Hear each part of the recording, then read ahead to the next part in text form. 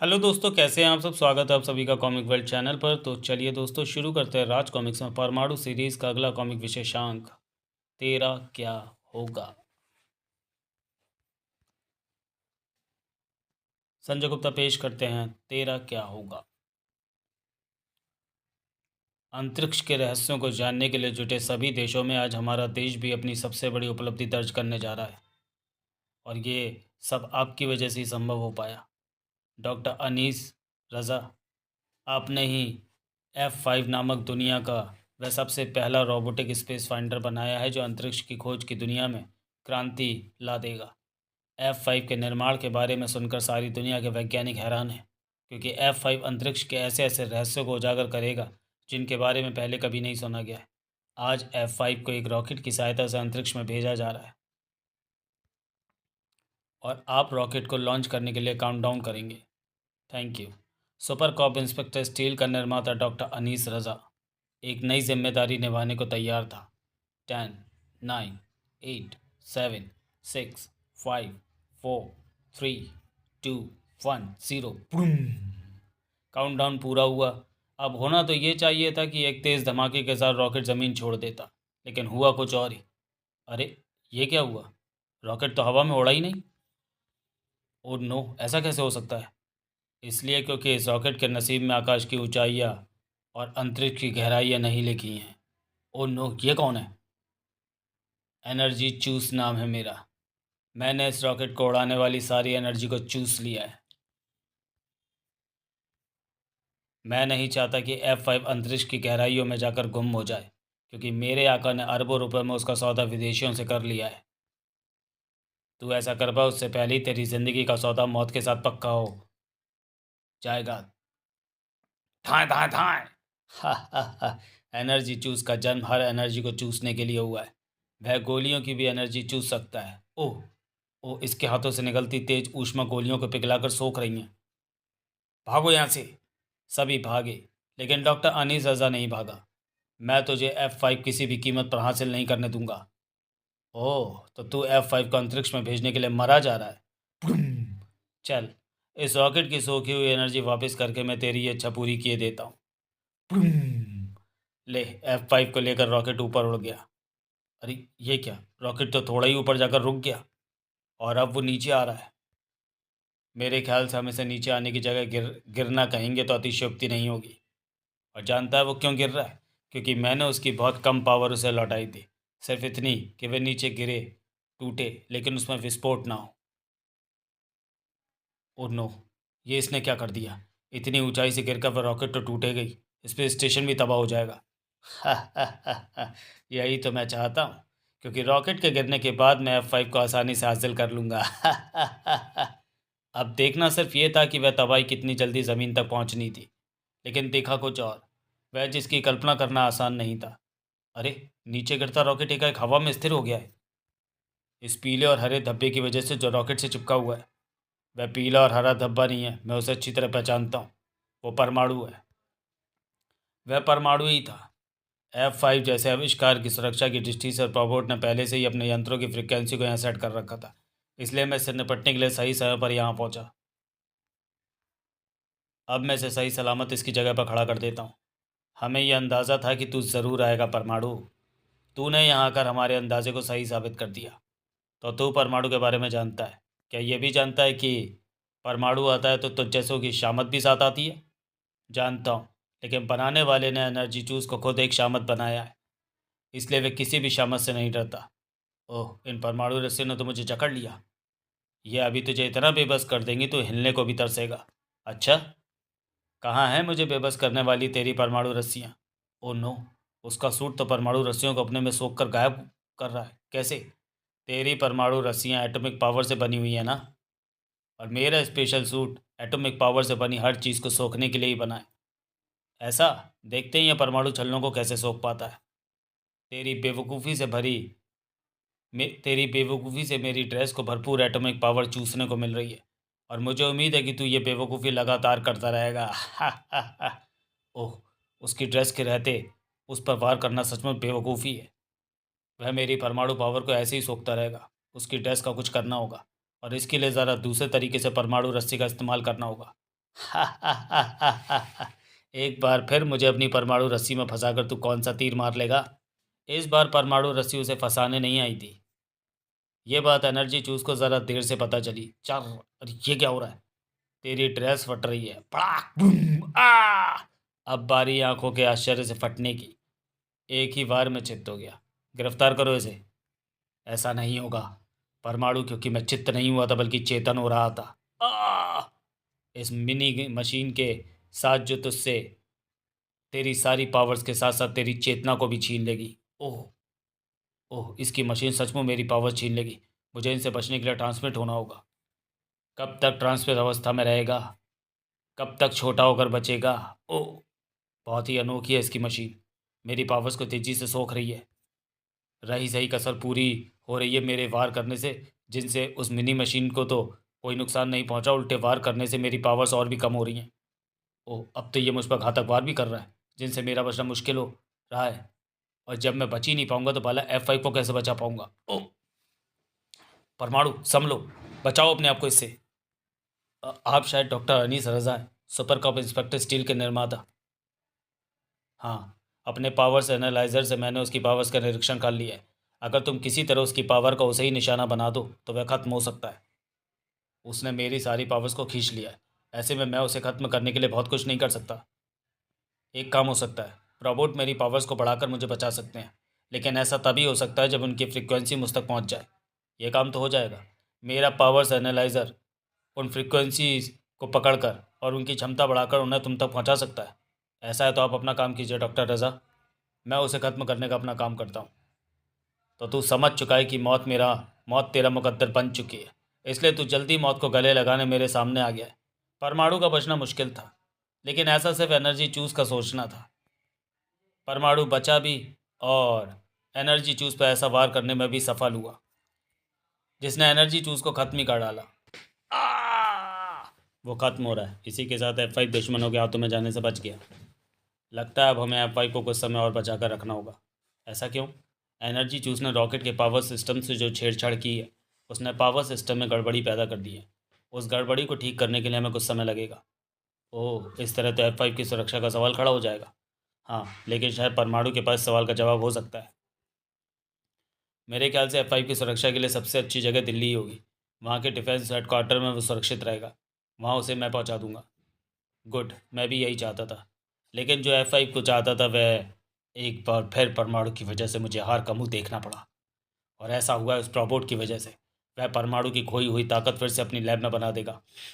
यानी उस रोबोट की वजह से परमाणु ऐसा रावण बन चुका है जिसे जितनी भी बार मारा जाए उतनी ही बार जिंदा हो जाएगा। नहीं, शायद मौत रावण को भी आई थी, तब जब भगवान राम ने उसकी नाभि पर वार किया था। रावण की तरह परमाणु भी मारा जाएगा, और उसके लिए मुझे भी परमाणु की नाभि पर वार करना होगा। अपनी धूर्तता से कंस मामा को भी कई किलोमीटर पीछे छोड़ दिया था परमाणु के मामा प्रोफेसर कमल कुमार ने। इधर परमाणु रोबोट की सहायता से उस तक पहुंचने की फिराक में था। F5 को हटाने के लिए एनर्जी चूज को जिसने भी भेजा था वह मेरे और मेरी शक्तियों के बारे में सब कुछ जानता है। इसी क्लू के सहारे तुम्हें मेरे दुश्मनों की लिस्ट से मेरे उस दुश्मन को ढूंढ निकालना है। मैं लगा हुआ हूँ परमाणु। उम्मीद है जल्दी ही कोई रिजल्ट सामने आएगा, लेकिन रिजल्ट से पहले कुछ और ही सामने आया। ओह, कनॉट प्लेस में कोई गड़बड़ है परमाणु। तुम्हें जाना होगा परमाणु। मैं जा रहा हूँ। तुम मेरे दुश्मनों की खोज का काम बंद मत करना। मैं जब वापस लौटूँ तो मुझे अपने उस दुश्मन की हिस्ट्री स्क्रीन पर नजर आनी चाहिए। परमाणु के दुश्मन की हिस्ट्री परमाणु की सोच से पहले ही स्क्रीन पर नजर आई। Fact file. नाम प्रोफेसर कमल कुमार। उम्र 60 साल। बालों का रंग सफ़ेद। वैवाहिक स्थिति विवाहित तलाकशुदा। पारिवारिक स्थिति रमा देवी पत्नी तलाकशुदा। विनय कुमार भांजा। कार्य देश के गिने चुने वैज्ञानिकों में गिना जाना और परमाणु जैसे सुपर हीरो के निर्माता के रूप में जग प्रसिद्ध प्रोफेसर कमल कुमार कुछ समय पहले देश का सच्चा सेवक और मजलूमों का रक्षक कहलाता था। उसके वैज्ञानिक दिमाग का लोहा सारा विश्व मानता था। उसके मस्तिष्क के साथ हुए एक हादसे ने उसी देशभक्त कमल कुमार को अपराध की दुनिया की तरफ मोड़ दिया। अपने असाधारण वैज्ञानिक ज्ञान की बदौलत प्रोफेसर कमल कुमार आज अपराध की दुनिया का बेताज बेताज बादशाह है। योग्यता परमाणु का निर्माता होने की वजह से परमाणु के हर खूबी और विशेषता के बारे में जानता है। इच्छा परमाणु को समाप्त करके अपने रास्ते के कांटे को हमेशा के लिए खत्म करना। रोबोट जैसा मशीनी मानव तक ये सब हैरानी से देख रहा था। प्रोफेसर कमल कुमार परमाणु को खत्म करना चाहता है? क्या ऐसा हो सकता है? क्यों नहीं हो सकता? कुछ भी हो सकता है, कुछ भी। प्रोफेसर कमल कुमार यहाँ? यस। मेरे लिए उन फ्रिक्वेंसीज़ को ट्रेस करके यहाँ तक पहुँचना कोई मुश्किल नहीं था, जो शहर की निगरानी के लिए तूने शहर भर में फैलाई हुई है। तुम यहाँ से बचकर नहीं जा सकते। ओह, तूने इस लैब की सुरक्षा में तैनात रोबोट सक्रिय कर दिए? ये सब मेरे ही बनाए हुए हैं, इसलिए इन्हें ख़त्म करने में मुझे ज़्यादा वक्त नहीं लगेगा। देखा, मैं भी इस लैब की सुरक्षा तंत्र का एक हिस्सा हूँ, जानता हूँ। इसलिए इस जैमर के रूप में तेरा इंतज़ाम भी साथ लाया हूँ। ओह, जैमर तुझ पर काम नहीं कर रहा। इसका मतलब तूने मुझसे बचने के लिए अपनी पावर फ्रिक्वेंसी को पहले से ही बदला हुआ है। बहुत अक्लमंद हो गया है तू। लेकिन तेरी ये अकल तुझे मुझसे बचा नहीं पाएगी। अब प्रोफेसर कमल कुमार के हाथ में एक अजीब सा डिवाइस नज़र आ रहा था, और जैसे ही वह डिवाइस चालू हुआ वैसे ही खट खड़क ओ तेरे हमेशा के लिए ख़त्म होने की शुरुआत हो गई है। ठीक वही हाल परमाणु का होगा। अब इधर तू खत्म होगा और उधर खत्म होगा परमाणु।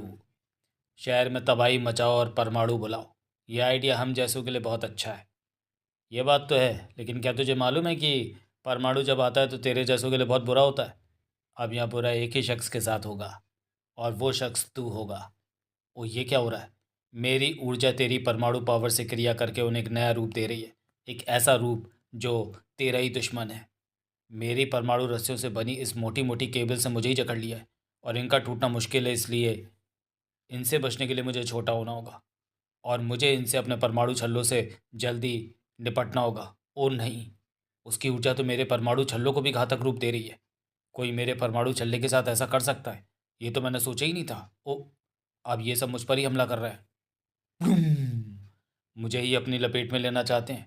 इन्हें ख़त्म करना होगा। हा हा हा हा हा। परमाणु छल्ले छोड़कर इन्हें ख़त्म करने की कोशिश कर रहा है। अच्छा नहीं कर रहा है ये। परमाणु को ये जल्दी पता चल गया। ओह, मेरे परमाणु छल्ले उन्हें ख़त्म करने की जगह उनका ही हिस्सा बनकर उनके साइज़ को बढ़ा रहे हैं।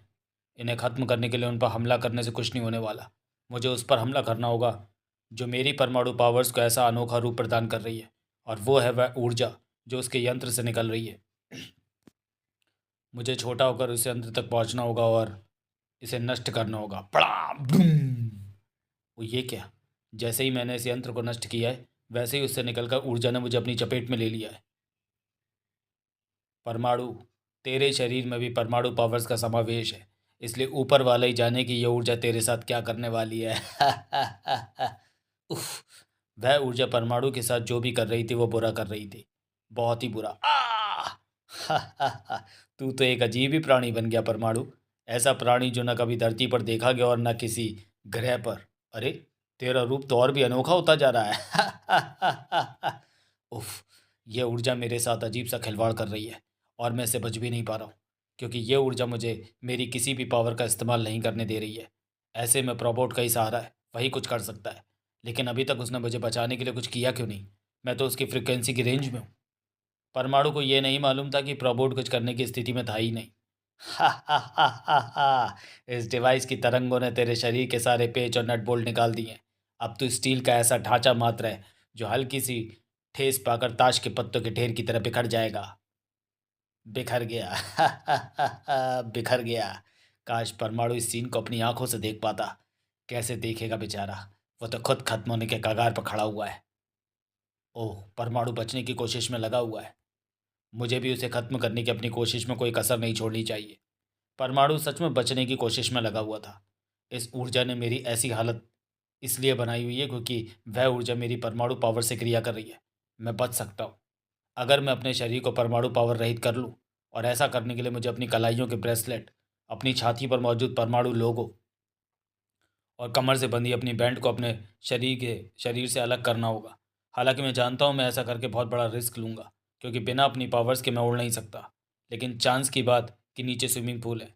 जैसे ही बेल्ट परमाणु के शरीर से अलग हुई, वैसे ही मेरा शरीर सामान्य हो गया। मैं एक बड़ी मुसीबत से बच गया। अब मैंने अपने आप को उस स्विमिंग पूल में गिराकर इस गिरने वाली समस्या से भी बचना। ओ था, उधर स्विमिंग पूल की तरफ कहाँ जा रहा है परमाणु? उधर सड़क की तरफ क्यों नहीं जाता, जहाँ मौत तेरा इंतज़ार कर रही है? उफ, तेज़ धक्के ने मुझे स्विमिंग पूल से दूर उछाल दिया। अब मैं उस सड़क पर गिरने जा रहा हूँ, जिससे टकराकर मेरा शरीर तरबूज की तरह खील खील हो जाएगा। हा हा हा हा हा। अब तेरा क्या होगा परमाणु? क्या होगा तेरा? हा हा हा हा। अब कुछ नहीं होने वाला था उस टकराव के सिवा जिसने परमाणु के शरीर की धज्जियों को बिखेर देना था। लेकिन हुआ कुछ और ही। उसकी मदद से, जिसका नाम था प्रियंका। यस परमाणु। थोड़ा देर से आई लेकिन फिर भी दुरुस्त आई। संभालो अपनी बेल्ट, ब्रेसलेट और परमाणु चिन्ह। परमाणु ने ना तो अपनी तीनों पावर्स को संभालने में देर लगाई और ना उन्हें धारण करने में। अब तुझे मौत के मुंह में गिराने वाले की खैर नहीं। मैं भी आई परमाणु। तेरी तरफ से जितने भी वार हुए परमाणु, उन सबको तुझे वापस लौटाएगा। भड़ाम! प्रलंका के वार तुझे ब्याज में मिलेंगे। और मुझे नहीं लगता कि अब तो इन वारों से बच पाएगा, क्योंकि अब ना तेरे पास वार के लिए कुछ है और ना कुछ बचाव के लिए। अब परमाणु और प्रलंका के वारों के आगे ना टिक सका वह। ओह! प्रियंका ने ऐन मौके पर पहुंचकर परमाणु को ठीक मौत के मुंह से बचा लिया और अब परमाणु ने उसकी मदद से मेरे भेजे सुपर विलेन को भी खत्म कर दिया। कोई बात नहीं, ऐसा ज़्यादा दिन तक नहीं चलेगा, क्योंकि अब उसे पावर्स देने वाला रोबोट खत्म हो चुका है। परमाणु को भी ये बात जल्दी ही पता चलने वाली थी। रोबोट के पास मुझे बचाने का मौका था, लेकिन फिर भी उसने ऐसा नहीं किया। क्यों? क्यों का जवाब लैब में मौजूद था। रोबोट का एक एक पुर्जा अलग अलग पड़ा हुआ है। Oh no! सारी लैब तहस नहस पड़ी है।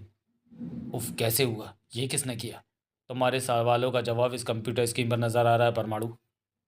ओह नो! प्रोफेसर कमल कुमार यानी मामा जी। ठीक तभी परमाणु के मस्तिष्क में गूंजी हुई आवाज़। सही पहचाना तूने परमाणु, ये मैं ही हूँ।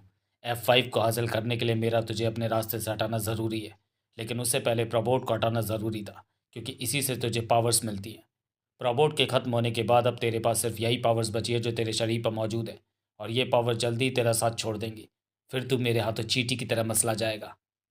अब जिस F5 को मुझसे बचाने के लिए तू दिल्ली से आया है, उसे हासिल करने के लिए मेरा डेथ स्क्वाड रवाना हो चुका है, और मुझे पूरा पूरा भरोसा है कि तू उस स्क्वाड को F5 हासिल करने से हरगिज़ नहीं रोक पाएगा। हा हा हा हा हा हा। प्रोफेसर की आवाज़ आनी बंद हो गई। इसी के साथ परमाणु का चेहरा पत्थर की मानन कठोर होता चला गया। क्या सोच रहे हो परमाणु? मुझे जाना होगा श्रीलंका, नहीं तो F5 दुश्मनों के हाथ में चला जाएगा। नहीं परमाणु नहीं, इस समय तुम्हारे पास बहुत सीमित शक्तियाँ हैं, और ये बात प्रोफेसर मामा जानते हैं। इसलिए उन्होंने ऐसा इंतज़ाम किया होगा जिससे तुम किसी भी हालत में बच नहीं सकते। मैं जानता हूँ प्रियंका, लेकिन फिर भी मुझे जाना होगा, क्योंकि अगर मैं नहीं गया तो परमाणु के नाम पर ऐसा धब्बा लग जाएगा कि फिर कोई सपने में भी परमाणु बनने की नहीं सोचेगा। तो मैं उस मुसीबत से सिर्फ रोबोट ही बचा सकता था, लेकिन उसकी हालत ऐसी है कि दुनिया का कोई भी वैज्ञानिक उसे नहीं छोड़ सकता है। परमाणु का साथ देने वाला कोई नहीं था, अकेला था वह, और उसके दुश्मन थे कई सारे। तड़ तड़ तड़ तड़। उफ, F5 को पाने की पूरी तैयारी की है प्रोफेसर मामा ने। मुझे इस सारी तैयारी को ध्वस्त करना है। चिम धाए धाए। पर यह सब इतना आसान नहीं था। ओह, सभी ने मुझ पर एक साथ हमला कर दिया है। मुझे बचने के लिए जाना होगा। मुझे बचने के लिए होना होगा ट्रांसमिट। वो ये क्या हो रहा है? मेरे शरीर के ट्रांसमिट कड़ों को आपस में जुड़ने में अत्यधिक मेहनत करनी पड़ रही है, और ऐसा सिर्फ इसलिए हो रहा है क्योंकि मेरी बेल्ट की पावर धीरे धीरे कमज़ोर पड़ती जा रही है। अब मैं तुम्हारा ट्रांसमिट होने का रिस्क नहीं उठा सकता। कहीं ऐसा ना हो कि मेरा शरीर कड़ों में ही बदला रह जाए। ओह! मुझे छोटा और बड़ा करने वाली मॉलिक्यूलर सिस्टम मेरी पावर्स की वीकनेस की वजह से ढंग से काम नहीं कर रहा। यानी अब मुझे छोटा होने से भी बचना होगा। कोई बात नहीं, अब मैं बचने वाला नहीं बल्कि ईंट का जवाब पत्थर से देने वाला तरीका अपनाऊंगा। पड़ाम! उस तरीके ने भी ज़्यादा देर तक परमाणु का साथ नहीं दिया।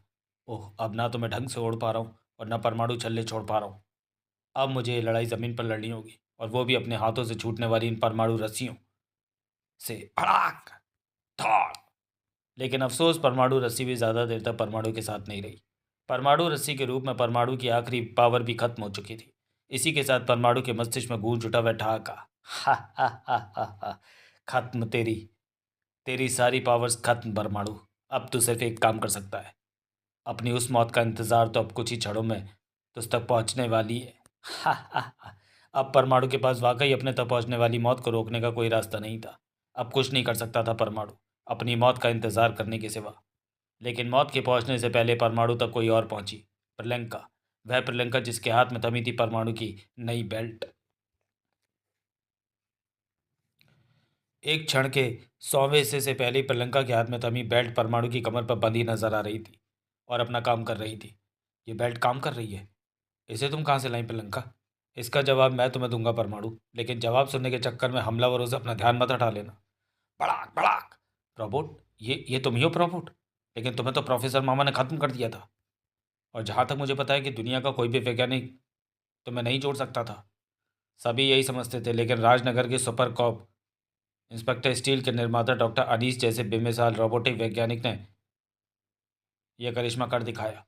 प्रियंका उसे लेकर मुझ तक पहुंची थी। ओह प्रियंका, थैंक यू। ये तुम पर हमला करने वाला आखिरी स्क्वाड है। डोंट वरी प्रोबोट, अब तुम मेरे साथ हो। अब तो मैं ऐसे 10 स्क्वाड को धूल चटा सकता हूँ। अगर मुझे मारने की अपनी कोशिशों को देख रहे हो तो देखिए मामा जी, और ये सबक लीजिए कि जिम की जिस दुनिया के आप बादशाह बनना चाहते हो उसमें हार की सिवा कुछ नहीं मिलता। इसलिए मैं अभी भी कहता हूँ, लौट आइए, लौट आइए। नहीं, मैं नहीं लौटूंगा, कभी नहीं लौटूंगा। और रही बात जीत की, तो मैं जीतूंगा, हर हाल में जीतूंगा, परमाणु को मौत के घाट उतार कर। और ऐसा जल्दी होगा, बहुत जल्दी। समाप्त। तो चलिए दोस्तों, वीडियो को यहीं समाप्त करते हैं और मिलते हैं परमाणु सीरीज के अगले कॉमिक विशेषांक। मैं तो अभी आया हूँ मैं। तब तक के लिए धन्यवाद।